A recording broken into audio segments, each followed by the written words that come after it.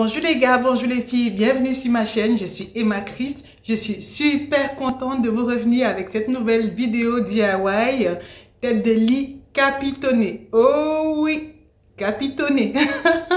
Je suis super contente, la vidéo a été longue à tourner pour moi, car au départ, je faisais tout toute seule, mais vous avez besoin en fait d'une paire de mains pour vous aider à tenir la structure pour pouvoir travailler aisément.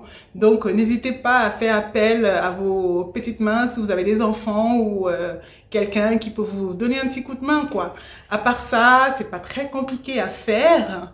Donc, vous pouvez très facilement, comme je dis toujours, reproduire. Les amis, sur cette chaîne, Emma Christ vous parle en fait de sa vision de la décoration d'intérieur, des choses que j'aime, de comment j'aime décorer la maison, mes chambres. Je vous amènerai de temps en temps avec moi faire des vlogs dans les magasins déco. Donc, si vous êtes nouveau ou nouvelle sur cette chaîne, nous parlons décoration d'intérieur. Avant toute chose, j'aimerais bien dire merci à tous ceux qui m'encouragent, tous ceux qui me laissent des commentaires, qui partagent les vidéos. Et surtout, c'est un secret pour personne, abonnez-vous, abonnez-vous, comme ça on grandit ensemble. Donc je suis très contente, je suis super excitée de vous montrer ce que cette tête de lit est devenue. Donc voilà, merci et puis à bientôt dans une nouvelle vidéo.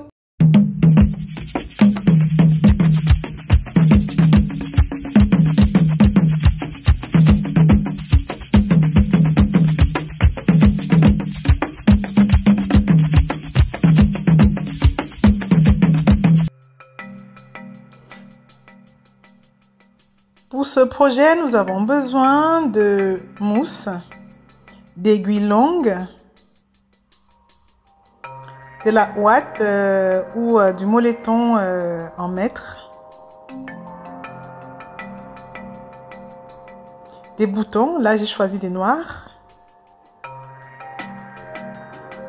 de la polyester pour rembourrage, et là c'est le diamètre en fait du bouton que j'ai choisi. Là, c'est le tissu que je vais utiliser pour ma tête de lit.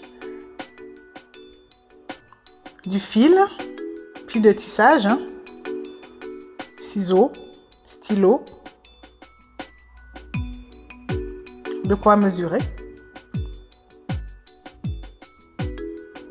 Et là, pour les appareils, une perceuse, une agrafeuse, celle-là, elle est électrique, mais il y en a aussi des manuels. C'est plus sympa, électrique, ça va plus vite. Et donc là, en fait, c'est une tête de lit 1,60 m de largeur que j'avais déjà eu à faire dans un ancien projet. Donc c'est du bois en fait que j'ai acheté chez Brico Dépôt, que j'avais rajouté des lattes à l'arrière pour bien soutenir et bien maintenir la structure. Donc vous voyez comment j'ai eu à faire. Donc vous prenez les dimensions que vous voulez. Là c'est un maxi, c'est pour la chambre de ma fille, elle voulait vraiment une grande tête de lit. Donc je pose par terre et je commence par mesurer en fait où est-ce que je souhaite faire les trous pour pouvoir capitonner en fait. Donc bien mesurer si vous avez envie que ça soit symétrique. Après, si vous voulez juste faire comme ça à vue d'œil, pourquoi pas. Et moi j'aime bien que ça soit bien symétrique. C'est plus sympa. Alors on passe au perçage. Je suis toute contente. J'aime ça. Donc voilà, vous percez.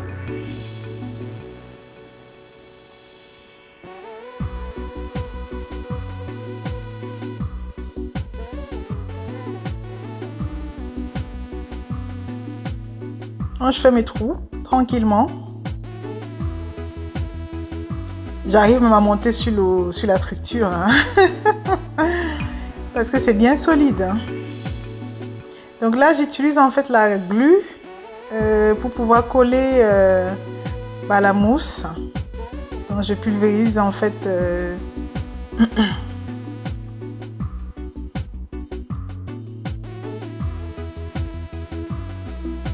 voyez, vous réajustez.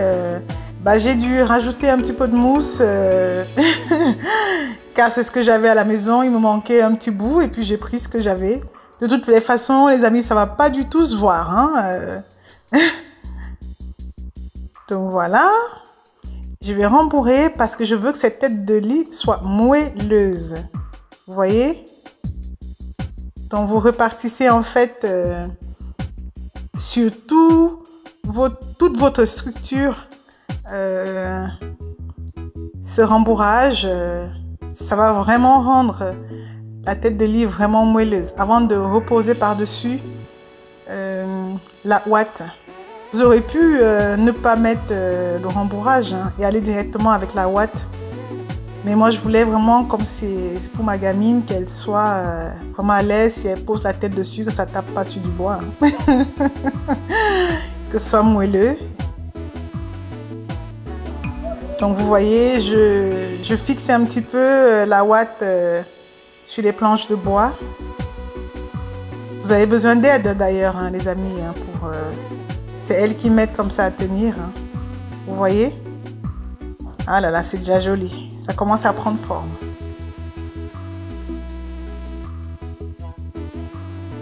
Donc, vous mettez le tissu par-dessus. Et là, j'avais pas bien mesuré hein, quand j'ai acheté ce tissu. J'ai été obligée d'aller racheter. C'était pas assez long.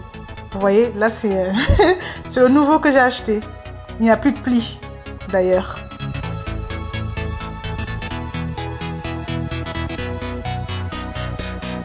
Ah là là là là. Moi, j'aime bien.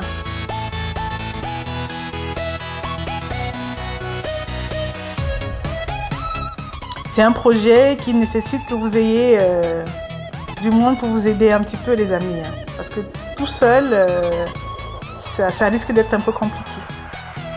Et j'avoue que ce jour-là, il faisait tellement chaud que j'étais obligée de changer de côté de temps en temps pour fuir le soleil. Donc vous tirez bien, vous tendez bien le tissu du mieux que vous pouvez et vous agrafez. Vous agrafez à l'arrière, bien sûr. Ne vous inquiétez pas pour tous ces tissus-là qui pendent. Après, on va découper pour faire quelque chose de propre. Vous voyez? Tendez bien le tissu et vous agrafez.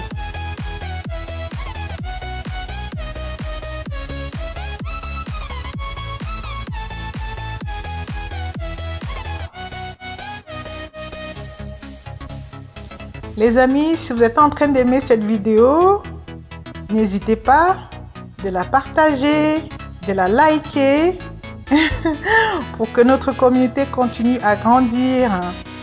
Merci vraiment, merci déjà pour tous ceux qui me laissent des commentaires. Je suis très reconnaissante.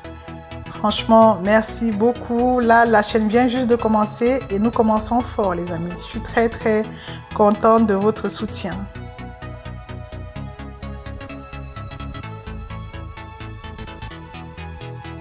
Donc voilà, c'est vrai que on voit un petit peu mal le tissu, mais c'est très joli. Hein.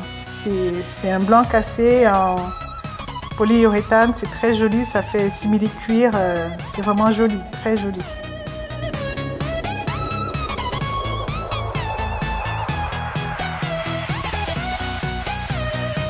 C'est l'heure de mettre les boutons.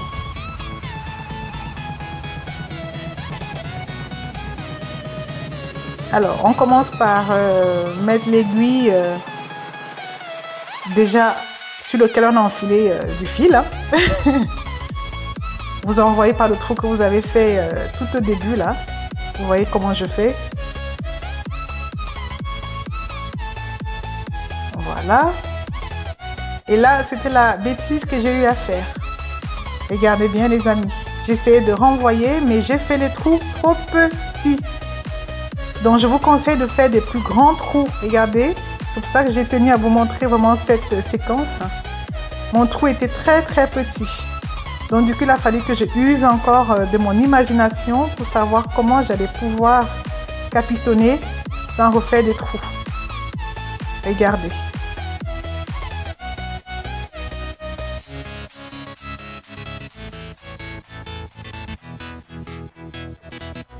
Donc du coup, comme je ne peux pas renvoyer l'aiguille parce que le trou est trop petit, je décide donc de faire un nœud bien dur. J'ai eu la chance d'avoir choisi ces boutons là qui sont bien solides. Vous voyez?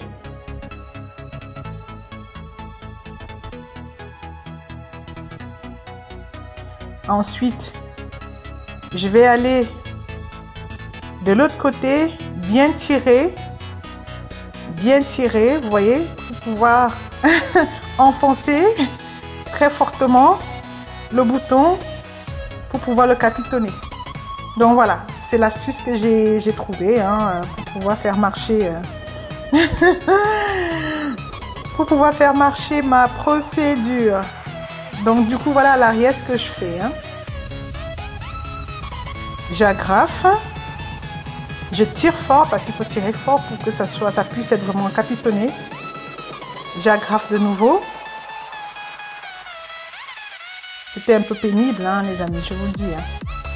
Voilà, quand c'est fait, avec un marteau vous aplatissez pour être sûr que le fil reste bien en place. Donc voilà ce que ça donne les amis quand on met tous les boutons. Moi j'adore. C'est génial. C'est moelleux, c'est très beau. Dites-moi ce que vous en pensez en commentaire. J'aime beaucoup. Ma fille elle est très contente en tout cas. Donc n'hésitez pas de vous abonner pour que nous continuions à faire le voyage ensemble. Et pour que notre communauté continue à grandir. Donc là, c'est une lampe que j'ai achetée chez Action à 8 €. Et ça, c'est un chevet que j'ai acheté à Ikea et que j'ai customisé. C'est pour la chambre de ma fille. Donc voilà ce que ça donne juste avec sa lampe allumée. Merci les amis, merci beaucoup. Je vous revois dans une prochaine vidéo.